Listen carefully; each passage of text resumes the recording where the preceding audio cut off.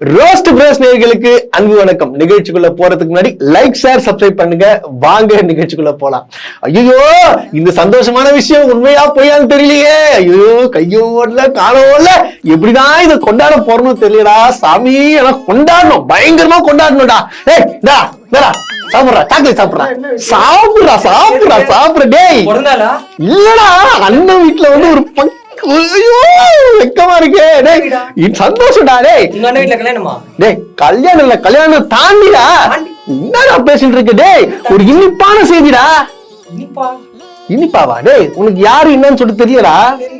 டேய் நம்ம அண்ணன்டா, நம்ம அண்ணனுக்கு அண்ணன்டா லூசே. டேய் அதுவும் கல்யாணத்துக்கு 2 பேரும் ஒன்னா போனாங்களேடா, ஒரே ட்ரெஸ்ல. பண்ணிட்டாரா?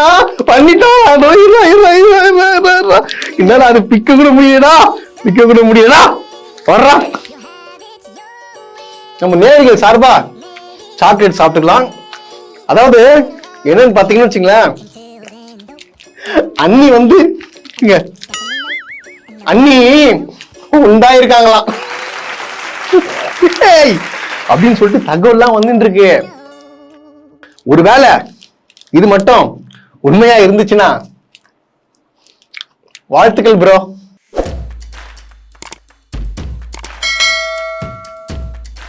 நமக்கு எல்லாருக்குமே தெரியும் கேஸ் தட்டுப்பாடு ஆயிட்டு இருக்கு. அதாவது பாத்தீங்கன்னா இந்த போரால பாத்தீங்கன்னா கேஸ் வந்து எல்லா வீட்டுக்கும் கிடைக்கிறதுல வந்து சிரமப்பட்டு இருக்காங்க. முன்னாடி எல்லாம் பாத்தீங்கன்னா 15 நாளைக்கு ஒரு வாட்டி புக் பண்ணலாம் அப்படின்னு சொல்லிட்டு இருந்துச்சு. அப்புறம் பார்த்தா 21 ஆயிடுச்சு. இப்போ பாத்தீங்கன்னா 25 நாட்களுக்கு ஒரு வாட்டி தான் வந்து புக் பண்ணணும் அப்படின்னு சொல்லிட்டு தகவல் எல்லாம் வந்துட்டு இருக்கு. இப்ப கேஸ் தட்டுப்பாடால மக்கள் வந்து என்ன பண்றாங்கன்னு பாத்தீங்கன்னா, இது எக்ஸ்ட்ராவா வாங்கணும்னு சொல்லிட்டு போயிட்டு உடனே போய் புக் பண்றதுக்கு போறாங்க. இதனால பாத்தீங்கன்னா எல்லா இடத்துலயும் பாத்தீங்கன்னா ஒரு பதற்றமான நிலை வந்து உண்டாகிட்டு இருக்கு. உண்மையா பாத்தீங்கன்னா கேஸ் தட்டுப்பாடு வந்துட்டு தான் இருக்கு.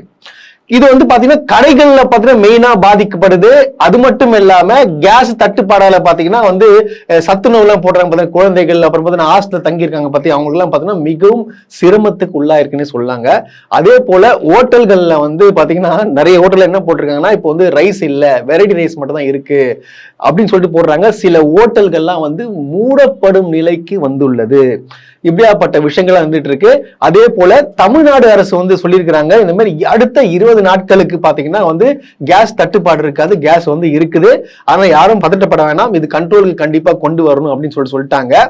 ஆனா ஒரே ஒரு டீம் மட்டும் தான் வந்து இதை பத்தி என்ன ஏதுன்னே தெரியாம அசால்ட்டா, நம்ம நயினார் நாகேந்திரன் இருக்காரு பாத்தீங்களா, அவர் என்ன போடுறாங்கன்னா, இங்கெல்லாம் கேஸ் தட்டுப்பாடே இல்லையே, நானே வந்து கேஸ் ஏஜென்சி தானே வச்சிருக்கேன் அப்படின்னு சொல்றாப்புல. தயவு செய்து என்ன பண்ணுங்க, அவர் ஏஜென்சி வச்சிருக்காப்புலையா, அவர் தட்டுப்பாடு இல்லையா அப்படின்னு சொல்றாப்புல. சார் அப்புறம் இந்த வீடியோ நீங்க பாருங்க சார், இதெல்லாம் என்ன சார் இது பிரச்சனை ஆயிட்டு இருக்கு, தெரியுதுங்களா இல்லைங்களா? மிஸ்டர் நயினார், நீங்க என்ன பண்ணுங்க, உங்க போன் நம்பரை போட்டுருங்க. கேஸ் வந்து நீங்க டீலர் தானே, எல்லாருக்கும் சப்ளை பண்றீங்க, ஒன்றும் பிரச்சனை இல்லை. அதாவது இந்தியாவுக்கே தெரியுது வந்து கேஸ் தட்டுப்பாடுன்னு சொல்லிட்டு எல்லா லைன்ல நின்று வந்து கேஸ் வாங்கிட்டு இருக்கிறாங்க. பெரும் பிரச்சனைக்குள்ள உண்டாக்கிட்டு இருக்கு. ஆனா அசால்ட்டா சொல்றீங்க, என்ன சொல்றீங்க, கேஸ்ல தட்டுப்பாடுலாம் இல்லையே வந்துட்டு இருக்கு. என்ன முட்டு பார்த்து முட்டின்னு கிட்டின்னு போய் ரத்தம் கிட்ட வந்து செத்துக்கிட்டு போயிட போறீங்க. மிஸ்டர் நயினார் நியாயமா பேசுங்க, எல்லாத்துக்கும் வந்து இது பண்ணக்கூடாது. நீங்களும் தமிழ்நாட்டில் இருக்கீங்க, உங்க பக்கத்து வீட்டு அக்கம் பக்கம் பார்த்துட்டு இருக்கீங்க, எவ்வளவு பிரச்சனை நடக்குன்னு சொல்லிட்டு தெரியுதுல, அப்புறம் ஏன் இந்த மாதிரி ஒரு கேவலமான விஷயங்கள் பண்ணிட்டு இருக்கீங்க? அப்ப தமிழ்நாடு மக்கள், நம்ம இந்தியா மக்கள் பாத்தீங்கன்னா வந்து எது ஆனாலும் பரவாயில்ல, ஆனா வந்து உங்களுக்கு மோடிக்கு வந்து நீங்க விசுவாசமா இருக்கணும்னு பாக்குறீங்க. இது விசுவாசம் இல்லைங்க, இது நீங்க பண்றது வந்து ஒரு மிகப்பெரிய கேவலமான விஷயம். நீங்க என்ன சொல்லணும், இங்க நடக்குது, இதெல்லாம் ஒரு அறிவுரை கொண்டணும், இல்ல நீங்க போயிட்டு உங்க மோடி கிட்ட பேசி இதை சால்வ் பண்ண வைக்கணும். அதை விட்டுட்டு வந்து இங்க வந்து தட்டுப்பாடே இல்ல, எதுவுமே இல்லைன்னு சொன்னா எப்படி இது? அதே போல இவரை விடுங்க, நம்ம இந்த பிலிக்ஸ்ன்னு சொல்லிட்டு ஒருத்தர் ரெட் பிக்ஸ், அவனை பார்த்தனா இப்படி பலார் நடிக்கணும் போல இருக்குதுங்க. ஏன்னா அவன் பேச்சும் அவன் இந்த ஆக்ஷனும் சத்தியமா மோஸ்ட் இரிட்டேட்டிங். எனக்கு தெரிஞ்சு எப்படி இவரெல்லாம் போய் தாவேக்கால வந்து சேர்ந்தாருன்னு சொல்லிட்டு எனக்கு தெரியல. விஜய் எப்படி அனுமதி கொடுத்தாரு, எப்படி சேர்த்தாருன்னு சொல்லிட்டு எனக்கு ஒண்ணுமே புரியலங்க. இவன் என்ன சொல்றான்னு பாத்தீங்கன்னா, இந்த மாதிரி என்ன சிலிண்டர் இல்லைன்றீங்க, இல்லைன்னா போட்டோம், நீங்க இண்டக்ஷன் ஸ்டவ் யூஸ் பண்ணுங்க, அப்படி இல்லையா எதுக்கு சமைக்கிறீங்க, ஃப்ரூட்ஸ் சாப்பிடுங்க, ஃப்ரூட்ஸ் வெஜிடபிள் சாப்பிடுங்க. எதுக்கெல்லாம் அதிகமா கேஸ் நீங்க பயன்படுத்தி குக் பண்ணுமோ அதையெல்லாம் நிறைய ரெஸ்டாரண்ட்ஸ், நிறைய ஹோட்டல்ஸ் வந்து ஸ்டாப் பண்ணிட்டாங்க. என்ன பிரச்சனை நம்ம ஊர் மக்கள்னா, இந்த நியூஸ் தெரிஞ்சவொடனே எல்லாம் சிலிண்டரை ஸ்டாப் பண்ண ஆரம்பிப்பாங்க. That is குக் பண்ணி தான் சாப்பிடணுமா? There are methods we can eat without cooking. Fruits வாங்கி சாப்பிட்டுக்கலாம், வெஜிடபிள்ஸ் வாங்கி சாப்பிட்டுக்கலாம். அது ரொம்ப நாள் சஸ்டெயின் ஆக முடியாது. ரைட், முடியும். நம்மளுடைய என்னமா நம்மள இண்டக்ஷன் ஸ்டவ் இருக்கு. இப்ப பாருங்க அவன் எப்படியாப்பட்ட ஒரு மனநிலை, பிஜேபியின் மனநிலை இருக்கான்னு பாத்தீங்க. இந்த டைலாக் வந்து ஒருத்தங்க சொல்றது ஞாபகம் இருக்குங்களா இல்லீங்களா? அது வெங்காயம் வந்து விலை ஏறிச்சுன்னு சொல்லிட்டு கேட்டதுக்கு அவங்க என்ன சொல்றாங்க, நான் வெங்காயம் சாப்பிடவே மாட்டேன். அதே மாதிரிதான் இவங்க சொல்றாரு. இவனுங்க எல்லாம் பாத்தீங்கன்னா இந்த RSS பிஜேபியோட சித்தாந்தத்துல வாழ்றவங்க தான் இவனுங்க எல்லாம். இவன் பக்கா வந்து என்ன ஜென்மன்னு தெரியல. நான் கேட்கிறேன் மிஸ்டர் பிலிக்ஸே, ஏம்பா பிலிக்ஸே, நீ வந்து இந்த மாதிரி சொல்லிட்டு போயிடுவ. எத்தனை குழந்தைங்க வந்து சாப்பிட்டு இருக்காங்க, சத்துணவு சாப்பிட்டு இருக்காங்க தெரியுமா உங்களுக்கு? காலை உணவு திட்டம் ஞாபகம் இருக்கா? எத்தனை குழந்தைங்க சாப்பிட்டு இருக்காங்க? அந்த குழந்தைங்க ஃப்ரூட்ஸ் வெஜிடபிள்ஸ் வந்து சாப்பிடுவாங்களா அந்த டைம்ல? எனக்கு புரியலையே நீ பேசுறது. எத்தனை ஹாஸ்டல் பசங்க வந்து சாப்பாடு படிக்கிற பசங்க வந்து கஷ்டப்படுவாங்க சாப்பாடு இல்லாம. அசால்ட்டா வந்து அதாவது பிஜேபி காரன் கூட உங்ககிட்ட தோத்துறான் முட்டு கொடுக்கறதுல. அந்த அளவுக்கு ஒரு கேவலமான பிறவிதான் வந்து பிலிக்ஸ்ன்றவன். இவனும் வந்து அவன் பொண்ணை வந்து சேர்த்து பேசுற பேச்சு நீங்க பாருங்க. ஒண்ணு இல்லைங்க, இவங்க பேசுற வீடியோவை தயவு செய்து நீங்க போட்டு பாருங்க. இவன் பாருங்க இந்த வீடியோவை நீங்க பாருங்க.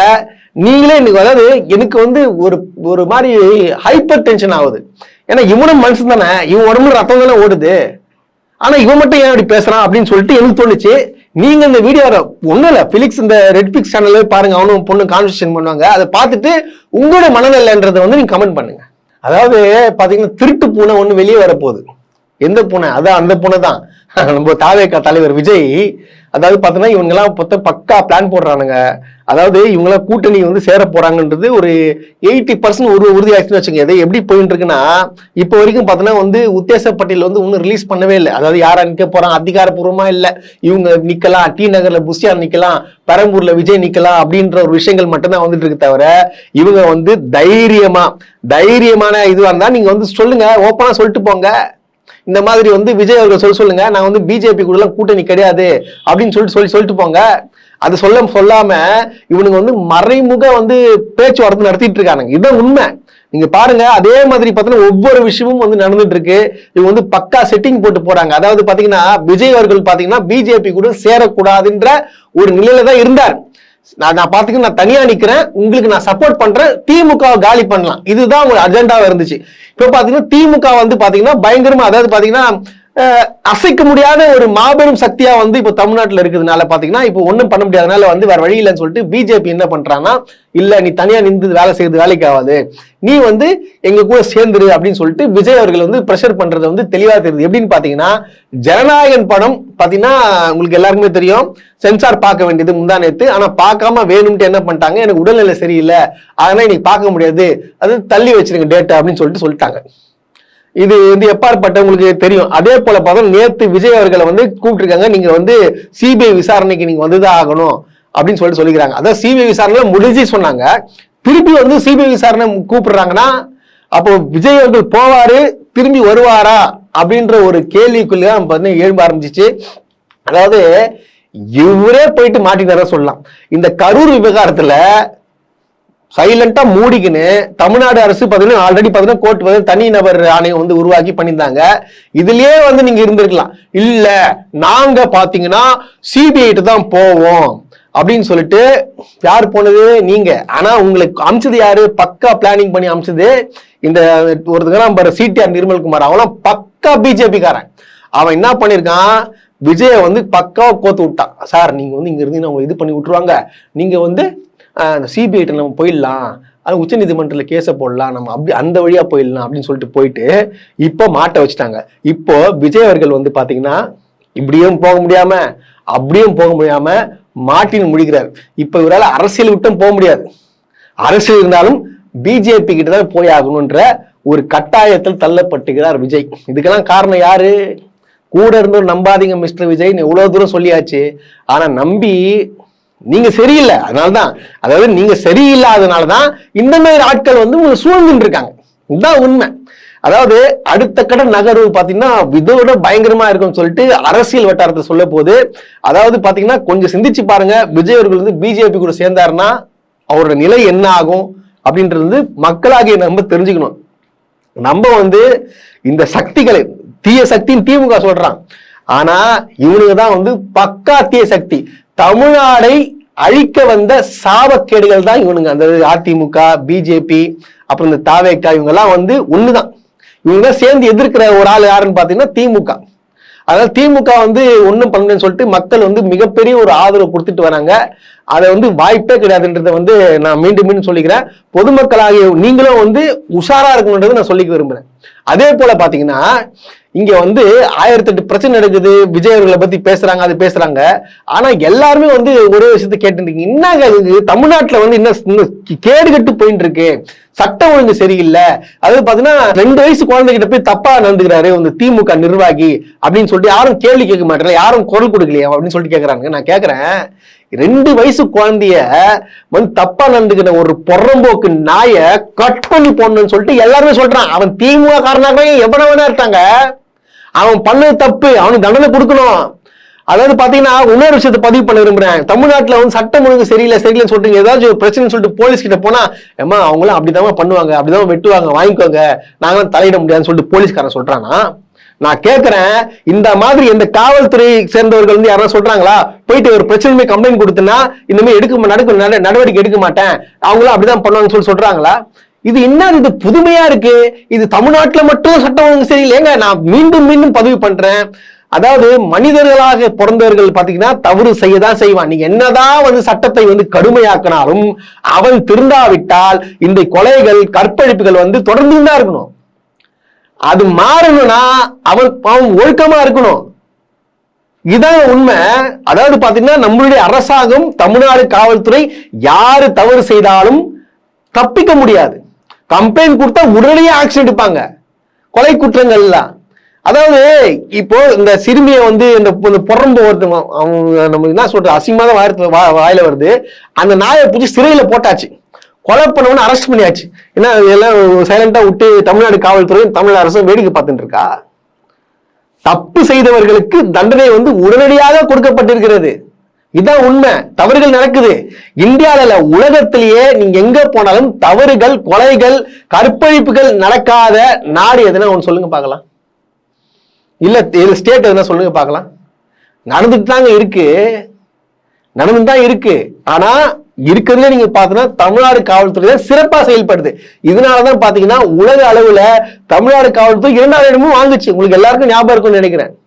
சோ வந்து அரசு வந்து சிறப்பா செயல்படுது. சில பொறம்போக்கு இந்த பொறுக்கி இந்த நாயங்களால தான் வந்து இன்னமும் பாத்தீங்கன்னா இந்த அரசுக்கும் இந்த மாதிரி அதாவது படிப்பறிவில்லாத தற்கூறிகளால பாத்தீங்கன்னா வந்து இந்த மாதிரி தவறுகளால பழி சுமத்துறாங்க திமுக அரசு மேல. இதான் உண்மை, இதான் நடந்துட்டு இருக்கு. அதாவது அறிவு இருக்கிறோம் புரிஞ்சுப்பா, அறிவு இல்லாத வந்து இந்த மாதிரிதான் பைத்தாக்கார நாயங்க மாதிரி கத்தின்னு இருப்பானுங்க. அதே போல பாத்தீங்கன்னா நம்ம ஆலந்தூர் தொகுதியில, அதாவது தாவேக்காவை சார்ந்த நம்மளுடைய ஈசிஆர் சரவணன், அதாவது பாத்தீங்கன்னா ஒரு சென்னை புறநகர் மாவட்ட செயலாளர்னு சொல்லுவாங்க ஈசிஆர் சரவணன். அவர் எளிமையான ஏழைகளுக்கு உதவிக்கூடிய ஒருத்தனா அப்படின்னு சொல்லிட்டு மேடையில எல்லாம் ஆலந்தூர் தொகுதி ஃபுல்லா வந்து மேடை போட்டு இவனுக்கு என்ன பேசுறானுங்கன்னு பாத்தீங்கன்னா, இங்க இருக்கக்கூடிய எம்எல்ஏ தாமு அன்பரசன் இங்க வந்திருக்கா, ரோட்ல வந்திருக்காரா, ஆனா எங்களுடைய ஈசிஆர் சரவணன் ஈசிஆர்ல இருப்பாரு எப்பவுமே, நீங்க எப்போனாவே பாத்துக்கலாம், ஆனா அன்பரசன் அவர்களை பார்க்கவே முடியாதுன்னு சொல்லிட்டு மேடை போட்டு தவறான வார்த்தைகள்ல வந்து ஒரு பேசிட்டு இருக்கானுங்க. நான் கேட்கிறேன், மிஸ்டர் ஈசிஆர் சரவணன், வருஷம் வருவீங்களே, எங்க வருவீங்க? அவர் வீட்டுக்கு போயிட்டு அண்ணா அண்ணா அண்ணா என்ன அண்ணா பாத்துங்கண்ணா, என்கிட்ட ஒரு 500 பேர் மேல இருக்காங்க நிர்வாகிங்கண்ணா அப்படின்னு சொல்லிட்டு வாங்கிட்டு போவீங்களே, 10 கூட கேட்டு வாங்கி போவீங்களே, ஞாபகம் இருக்கா? இல்ல மறந்துட்டீங்களா? நீங்களா ஒரு ஆளுன்னு ஆலந்தூர் தொகுதியில நிக்கிற மனசாட்சி வேணா உனக்குலாம்? ஏன்பா நான் உன்னை கேட்கிறேன், உன் விஜய் ரசிகர்களை தவிர இந்த ஆலந்தூர் மக்களுக்கு உன்னை யாருன்னு தெரியும்? முதல்ல நீ யாரு? முதல்ல நீ யாரு? ஃபர்ஸ்ட் பெரிய அவரு பயங்கர பூச்சி கொண்டாடுறீங்களே, அவரு இறங்கி வேலை செய்வாரு, நொறுங்கி வேலை செய்வாரு. இவர் கதையெல்லாம் கேட்டா காரி துப்புற மாதிரி இருக்குங்க. நான் சொல்றேன் கேளுங்க. அதாவது பாத்தீங்கன்னா இவர் வந்து ஈசிஆர் புறநகர் மாவட்ட செயலர் இருக்காரு பாத்தீங்களா, இவர் வந்து எந்த நிகழ்ச்சிக்கு போனாலும் சரியா, அதாவது எந்த நிகழ்ச்சிக்கு போனாலும் வந்து அது அங்க கஷ்டப்பட்டு சாப்பாடு எல்லாம் செஞ்சு உதவிகள்லாம் செய்யறாங்க பாத்தீங்களா, அதுல வந்து ஒரு 2 பார்சல் பண்ணி வண்டியில வச்சிடணுமா, அது போக பெட்ரோல் காசு கொடுக்கணுமா. இந்த மாதிரி பொழப்பு நடத்தினா நீ வந்து இங்க இருக்கிற தாமு அன்பரசனுக்கு எதிர்த்து நின்னுக்கிறியா? நான் கேட்கிறேன், நீ ஆலந்தூர் தொகுதியில நாங்களும் உன்னால முடிஞ்சா நீங்க டெபாசிட் வாங்கி காட்டு பார்க்கலாம். மேடை போட்டு பேசிட்டு இருக்கிய, மனசாட்சி இல்லாம பேசிட்டு இருக்க. நீ கேட்கும் போதெல்லாம் வந்து உதவி பண்ணாரு யாரு? அங்கு விஜயா பண்ணாரு, இங்கதானே வந்து நிப்ப, ஆலந்தூர் தான் வருவ. பா எல்லா போட்டோஸும் வச்சுனுக்குது, அப்புறம் ரிலீஸ் பண்றோம் பாத்துக்கோ. தேவையில்லாத வார்த்தைகள் வந்து நீ என்ன பண்ணுன்றது மட்டும் சொல்லு. தேவையில்லாத அவர் ஒண்ணும் பண்ணல இன்னும் பண்ணலன்னு சொல்லாத. ஒண்ணும் பண்ணல இப்ப இறங்கி இப்ப கேட்டுப்பாரு. அவர் ஒண்ணும் பண்ணலன்னு எவனா சொல்லு பார்க்கலாம். இந்த ஆலந்தூர் தொகுதியில எடுத்துக்கோ, ஒருத்தர் சொல்லு பார்க்கலாம். நீங்க வந்து அசால்ட்டா வந்து பேசிட்டு நீங்க போறீங்களே மிஸ்டர் ஈசா சரவணன், அதாவது ரீல்ஸ் போடுறீங்களா, ரீல்ஸ் மட்டும் தான் தெரியும், ரீல்ஸை மட்டும் ஒழுங்கா போடுங்க. தேவையில்லாத இறங்கி மேடைகள்ல வந்து அநாகரிகமா வார்த்தை, அதாவது பாத்தீங்கன்னா வடச்சென்னையில இருந்து ஆளை கூட்டு பேச விடுறாங்க கேவலமா. முன்னால பேசுறேன் பாருங்க.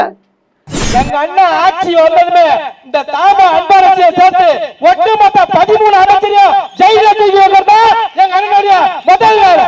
ஐயா அமைச்சர், உனக்கு ரீல்ஸ் போறது சைடு பிசினஸ், எங்க அண்ணன் ஈஸியா இருக்கு ரீல்ஸ் போறதா மெயின் பிசினஸ். தாங்க மாட்டா ரீல்ஸ் போட்டா அதுக்குன்னே ஒரு 10 பேர் அவர் கூட சுத்தினே இருப்பானுங்க. இதோட தாம அன்பரசு இந்த தொகுதியில இருந்து காணாம போக வச்சிருங்க. நம்ம தாயே காலத்துல நம்ம ஈசிஆர் சரவணன் வருவாரு, அவருக்கு ஓட்டு போட்டு வெற்றி பெற செய்யுங்க. எப்ப கூப்பிட்டா வருவாரு, சொந்த செலவுல நற்பணி பண்றவரு. ஈஸியா நீங்க போய் பார்க்கலாம். நல்லா ஈசிஆர் சரவணன் வடச்சென்னையில இருந்து ஒரு கூட்டிட்டு வந்துட்டு இவர் வந்து நம்ம ஆலந்தூர் தொகுதியை பத்தி பேசுறாராம். இவங்களை வச்சு என்ன பண்றது? நான் ஓப்பனா சொல்லட்டுமா, தயவு செய்து எலெக்ஷனை புறக்கணிச்சுட்டு போயிடுங்க. இல்லனா கேவலமா அசிங்கப்பட்டு அவமானப்பட்டு போவீங்க. அடுத்து பாத்தீங்கன்னா நம்மளுடைய தாவேகாவின் ஹீரோ அவர் சொல்லுவாங்க. அதாவது அவர் மனசுலயே அவர் ஹீரோ நினைச்சுப்பாரு. இவர் என்ன பண்றாரு, வெள்ளிவாக்கத்துல போயிட்டு, அதாவது இங்க இருக்குது எதுவுமே சரியில்லை, நான் தான் வந்து சிறப்பா நான் செய்ய போறேன், உங்களுக்கு ஒருத்தரை நான் இன்ட்ரோடியூஸ் பண்ண போறேன், அவங்க வேற யாருமே இல்ல, என்னுடைய தங்கச்சி. யாரு? நம்ம ஆதவர்ஜுனா. அவங்களோட தங்கச்சியை வந்து இன்ட்ரோடியூஸ் பண்ணிட்டு என்ன சொல்றாருன்னா, சீதா லட்சுமி என்னுடைய தங்கை, என் தங்கச்சி.